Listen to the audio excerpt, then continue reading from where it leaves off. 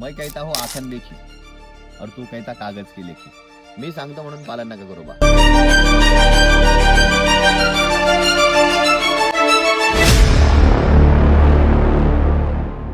संत कबीराचा एक दोहा आहे.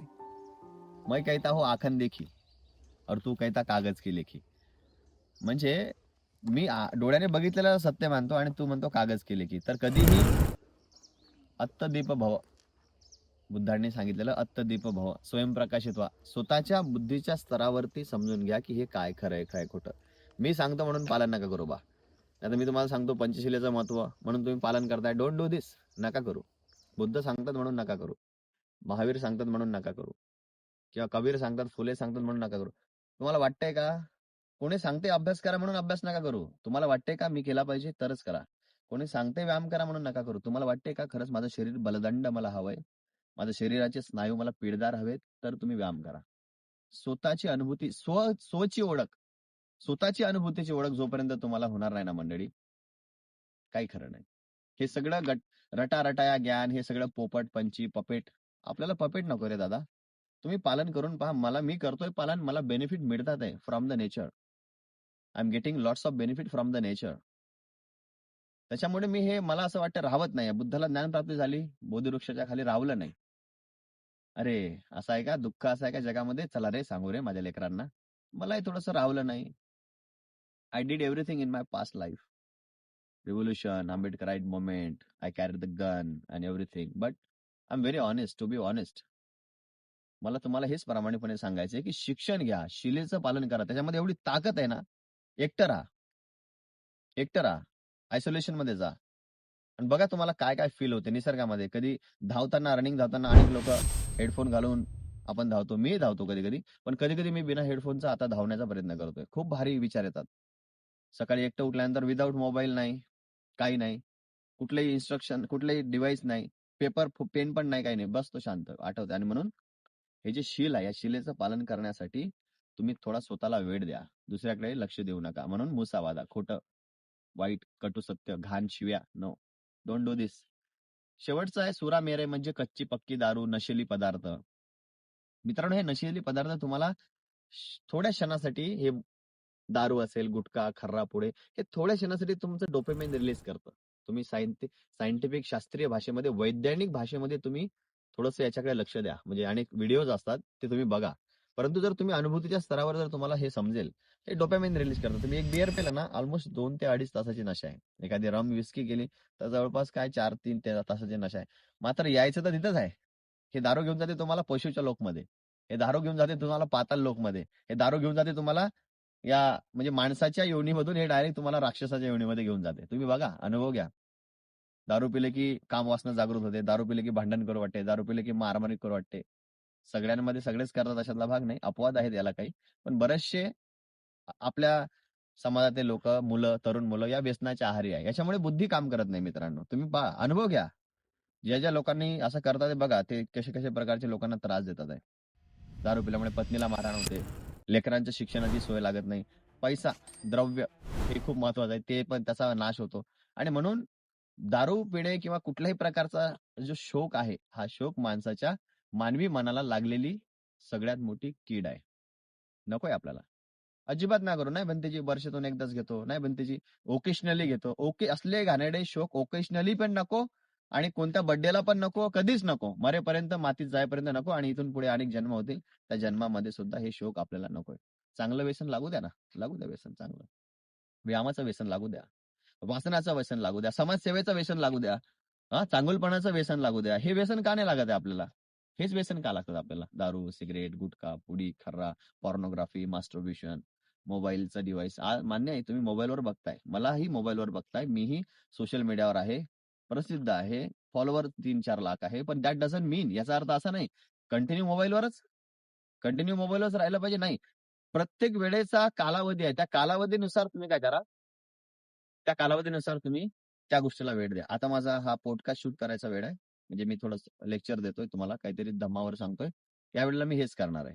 इथून पुढे मी माझे क्लोथ चेंज करणार, शॉर्ट्स घालणार, रनिंग करणार. रनिंगच्या वेळेला मी 1 तास रनिंगच करणार. त्यानंतर माझा ब्रेकफास्टचा टाइम आहे माझ्या परिवारासोबत. उपासक उपासिकांबरोबर जे फॅमिली आहे त्यांच्यासोबत किंवा जिथे मी असेल त्या ठिकाणी माझ्या रूममध्ये मला ब्रेकफास्ट करा, मी ब्रेकफास्ट करणार. ब्रेकफास्ट करताना मी मोबाईल नाही वापरणार. मीही वापरत होतो. जेवताना मोबाईल पुढे डिस्प्ले, पॉडकास्ट किंवा काही, पण मी आता ते बंद केलंय. इम्प्लिमेंट खूप गरजेचं आहे बरं का. तुम्ही जर इम्प्लिमेंट स्वतःवर नाही करा, you don't have to write to tell other people. तुम्ही जर ते पालन करत नाही, तुम्हाला कोणताही नैतिक अधिकार लोकांना सांगण्याचा नाही, हे लक्षात घ्या. मी जर पंचशिलेचं पालन करत नाही, डोंट टेल टू पीपल. नका सांगू लोकांना. मी बोललो पंचशील पाळू शकतो, दसशील पाळू शकत नाही. जग जाहीर आहे म्हणते कश्यपली. नाही पाडू शकत. भिक्षूंचे 10 शील पाडू शकत नाही. 5 पाडू शकतोय. करतोय प्रयत्न, करू शकतोय.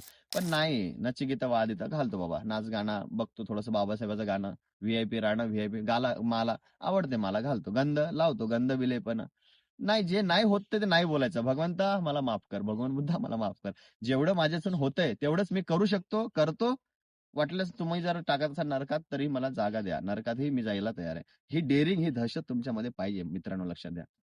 बाप दाखव नाहीतर श्राद्ध कर. जे सत्य आहे ना, सत्य ऍक्सेप्ट करा. बुद्ध म्हणजेच सत्य आणि सत्य म्हणजेच बुद्ध. अस्तित्व म्हणजेच बुद्ध आणि बुद्ध म्हणजेच सत्य. हे तुम्ही माना. आणि म्हणून डोंट बी फेक.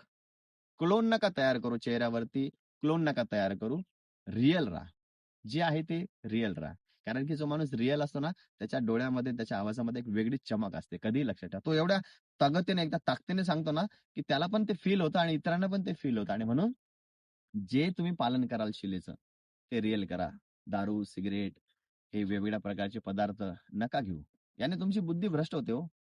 तुम्ही बघा, हे लोकांचे अक्षरशः ते नाचगाणे करून आज जे मराठा आरक्षणासाठी मराठा समाज भांडतोय, आरक्षण दिलंच पाहिजे. परंतु डॉक्टर बाबासाहेब यांना, मला मराठा समाजाला एक विनंती आहे, मला एक सांगायचं आहे. बाबासाहेब तरतूद करू इच्छित होते.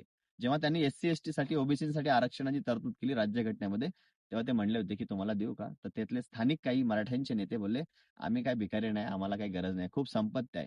तर ह्या बऱ्याचशा सवर्ण हिंदूंच्या काही लोकांनी, ज्याच्यामध्ये मराठा समाज सुद्धा आहे, यांच्याकडे 100 एकर जमिनी होत्या. यांनी बाई जे असतं ना, नाच गाणं तमाशा त्या काळात व्हायचा, तर हे आमच्या गावातल्या पाटलांनी 100 एकरची जमीन विकली, 1 एकर ठेवली. म्हणून तमाशाच्या नादी, बायांच्या नादी, दारूच्या व्यसनानादी, हे अशा प्रकारचे आपण जमीन विकून, घरातलं सोनं नाणं विकून आपण हे तमाशे, दारू करतो. त्याच्यामुळे व्यसन नकोय.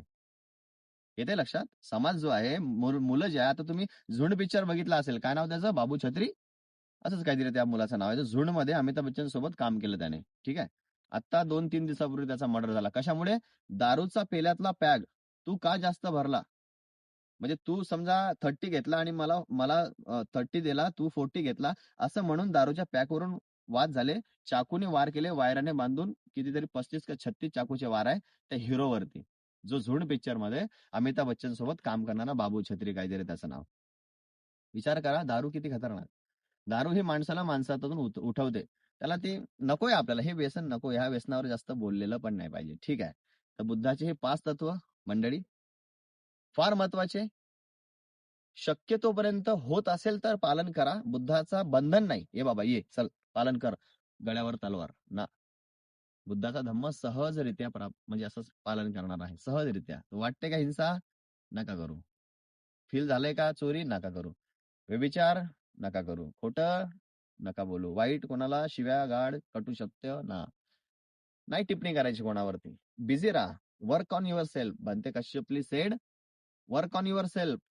You will not get time to criticize on another people. स्वतःवर काम करा, स्वतःवर काम करा. दुसऱ्याच्या दुर्गुणाकडे बघायला वेळच मिळणार नाही. स्वतःच्या दुर्गुणावर काम करा. मी असं स्वतः वैयक्तिक म्हणतो. आणि म्हणून आपला वेळ आपल्या स्वतःच्या शरीरावर खर्च करा, स्वतःच्या ज्ञानावर खर्च करा, स्वतःच्या शिक्षणावर खर्च करा, पैसे कमवण्यावर खर्च करा, समाजसेवेवर खर्च करा, चांगुलपणावर खर्च करा. दुसऱ्याला बोलण्यात वेळ मिळणार नाही, दुसऱ्यांवर लक्ष देण्यात वेळच मिळणार नाही. जे लोक अनवॉन्टेड कमेंट्स करतात, आय नो तुम्ही बघताय आणि तुम्ही मला काहीतरी सांगताय म्हणून कमेंट करता. आनंदी आहे, चांगलं आहे, तुम्हाला आशीर्वाद आहे, मंगलमैत्री आहे. आणि thank you for giving me suggestion, because तुम्ही मला माझा आरसा दाखवताय, माझी रिअलिटी मला सांगताय. त्याबद्दलही तुमचे खूप सारे आभार. मला बळ मिळतंय आणि मी माझ्यामध्ये अजून इम्प्रूव्हमेंट करणार आहे याच्या माध्यमातून. म्हणून पंचशिलेची ही मालिका जवळपास संपुष्टात येत आहे. बुद्धाने सांगितलेले 5 तत्व पालन करण्याचा पुरेपूर प्रयत्न करतोय. तुम्हीही त्याचं पालन तुमच्या पद्धतीने करावं, मी माझ्या पद्धतीने करतोय.